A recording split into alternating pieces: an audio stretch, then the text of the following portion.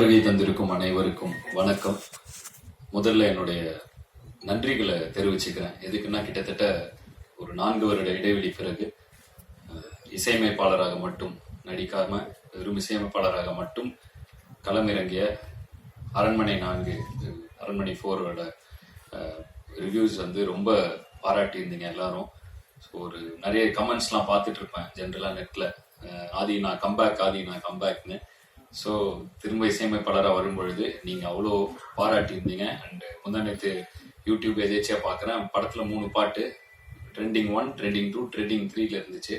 ரொம்ப சந்தோஷமா இருக்கு. ஏன்னா பந்தயத்தில் ஓடிட்டு இருக்கிற குதிரைக்கு அது பெருசா தெரியாது. ஓய்வெடுத்துட்டு வரும்பொழுது பார்வையாளரின் உற்சாகத்தை பொறுத்து தான் அந்த குதிரையின் வீரியமும் அந்த பெர்ஃபார்மன்ஸ் இருக்கும்.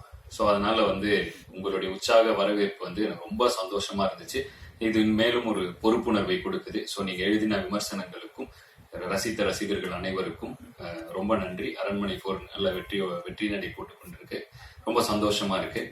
அண்ட் அந்த பாசிட்டிவிட்டியிலே அடுத்த வாரம் இப்ப 4 நாள் முன்னாடி இந்த படத்துல இருந்து குட்டி பிசாசின்னு ஒரு பாட்டு ரிலீஸ் பண்ணோம். அது அப்படியே இப்பதான் 9th ட்ரெண்டிங்ல அதுவும் டாப் 10 என்டர் ஆயிருக்கு. இதுக்கப்புறம் தான் ப்ரொமோஷன் ஆரம்பிக்க அதுவும் மேல போயிடும்னு நினைக்கிறேன். ஸோ வந்துட்டு ஏன்னா எதுவுமே அனௌன்ஸ்மெண்ட் எல்லாமே டைரக்டா ஒரு சிங்கிள் விட்டோம், டக்குன்னு ட்ரெண்டிங் வச்சு ரொம்ப சந்தோஷமா இருக்கு. இதை பாக்குறப்ப ரொம்ப பாசிட்டிவா ஃபீல் ஆகுது. அதே பாசிட்டிவிட்டியோட இந்த படத்தோட ரிலீஸ் அமைஞ்சது வந்து இன்னும் அதிக சந்தோஷமா இருக்கு. ஏன்னா ரொம்ப கான்பிடென்ட்டா இருக்கு இந்த படம். இப்பதான் கரெக்டா முடிச்சோம், 2 நாள் முன்னாடி தான். ரொம்ப ரொம்ப கான்பிடென்ட்டா ஓகே. ஏன்னா நான் நடிக்கிற படம் நான் நல்லா இருக்குன்னு தான் சொல்லணும்.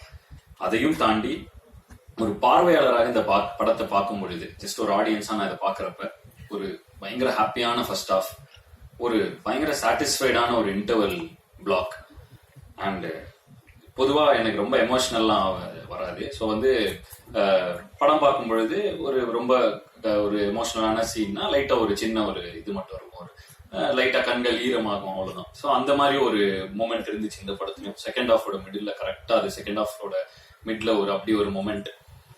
அதை தாண்டி ஒரு உண்மையிலே ரொம்ப நல்ல கிளைமேக்ஸ். ஒரு ஆடியன்ஸா எனக்கு இந்த படம் வந்து ரொம்ப ரொம்ப திருப்தியா இருந்துச்சு பார்த்தப்ப.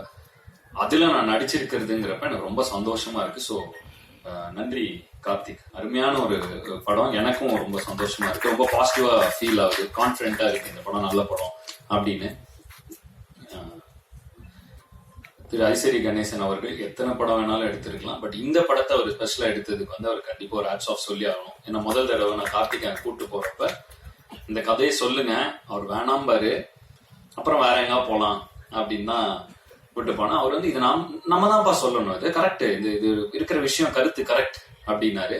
பயங்கர பயங்கர ஸ்ட்ரெயிட் ஃபார்வர்டான ஒரு பர்சனா இருக்காரு. ஏன்னா வந்து கொஞ்ச நாள் முன்னாடி படம் பார்த்தாரு, பார்த்துட்டு பா என்னப்பா அது என் லிஸ்ட்லயே இல்லை இந்த படம், பரவாயில்லையே அப்படின்னு ஸ்ட்ரெயிட் ஃபார்வர்டா எனக்கு ஒரு மாதிரி ஷாக் ஆயிடுச்சு. என் லிஸ்ட்லயே இல்லப்பா அந்த படம் அப்படின்ட்டாரு. அதுக்கப்புறம் கால் பண்ணி இப்பதான் பார்த்து முடிச்சேன், சூப்பர் அப்படின்னாரு.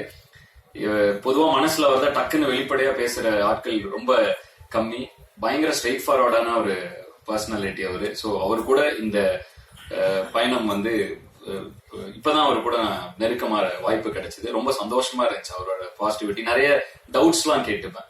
கொஞ்சம் என்னுடைய ஆர்கனைசேஷன்ல இம்ப்ளிமெண்ட் பண்றது இது எப்படின்னா அது எப்படின்னா இந்த இதெல்லாம் எப்படி டீல் பண்ணீங்கலாம் கேட்பேன். பொறுமையா எனக்காக உட்காந்து விளக்குவாரு. ஸோ படங்களை பத்தி பேசுறத விட இந்த மாதிரி ஏதாவது டவுட்ஸ் வந்து அவர்கிட்ட போய் கேட்டா, அவர் இருக்கிற இடத்துல இருந்து அதை வளர்ந்து வர ஒருத்தருக்கு வந்து அவ்வளவு ஷேர் பண்ணிக்கணும்னு அவசியம் இல்லை. பட் எனக்காக இதெல்லாம் வந்து டைம் எடுத்து ஷேர் பண்ணாரு.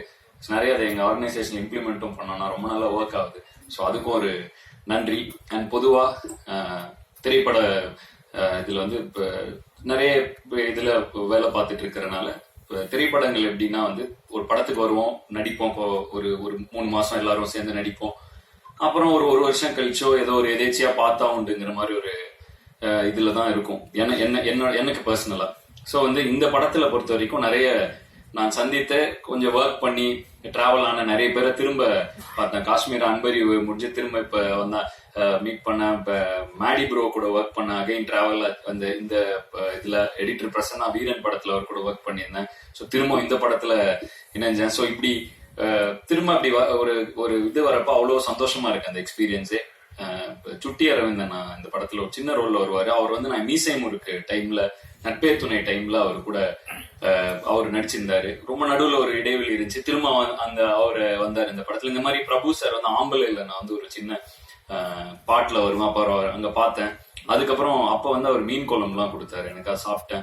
திரும்ப இந்த படத்துல வந்து அவர் கூட நடிச்சேன். அதே மீன் குழம்பு வந்துச்சு. உண்மையிலேயே அந்த அவர் சார் இல்ல, பட் அந்த மீன் குழம்பு உண்மையிலேயே சூப்பர். அதை வந்து சும்மா அனுப்பிச்சா கூட, வீட்டுக்கு அனுப்பிச்சா கூட நான் சாப்பிடுவேன். ஸோ வந்து எனக்கு ரொம்ப சந்தோஷமா இருந்துச்சு. எல்லாரையும் திரும்பி பார்த்தோம்.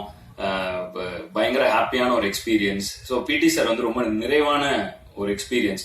அண்ட் ப்ரொடக்ஷனா படத்துல எல்லா இளவரசி சார் இருக்காரு, பாண்டியராஜன் சார் கூட நான் சிரித்தால். இந்த வீடியோ உங்களுக்கு பிடிச்சிருந்தா லைக் பண்ணுங்க, ஷேர் பண்ணுங்க, கமெண்ட் பண்ணுங்க, சப்ஸ்கிரைப் பண்ணுங்க, மறக்காம பெல் ஐகானை கிளிக் பண்ணுங்க.